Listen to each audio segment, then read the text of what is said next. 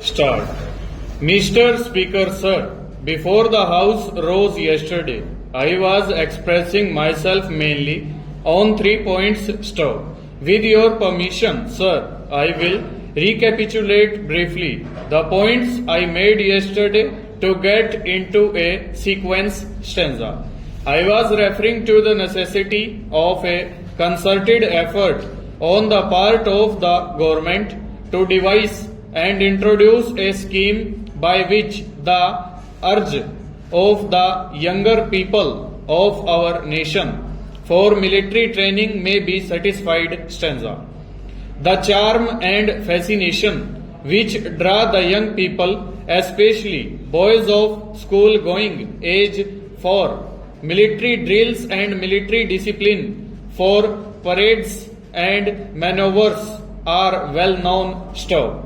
This, sir, is a precious treasury of the government and of the nation. Stuff. It should be put to the best use by the country. Stuff. Our experience in the past has, however, been that this urge unfortunately was exploited by certain interested parties for ulterior motives. Stuff. But that it can be put to the best use for the nation cannot be denied, and as such I believe that if the government devise a scheme whereby either through some suitable military officers or through the police officers or even through other qualified persons in various states a drive is made to train our young people in the art of bearing arms and going in for military drills and discipline, it will be very fitting for the needs of the times. Stanza.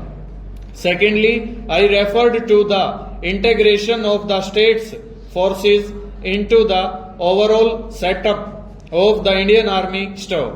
After the accomplishment of the marvelous and almost impossible task of integration of as many as 562 princely states into the various provinces or into states unions, it is only to be expected that the states forces which are scattered over all these states should be incorporated into the bigger unit of the Indian Army. Stuff.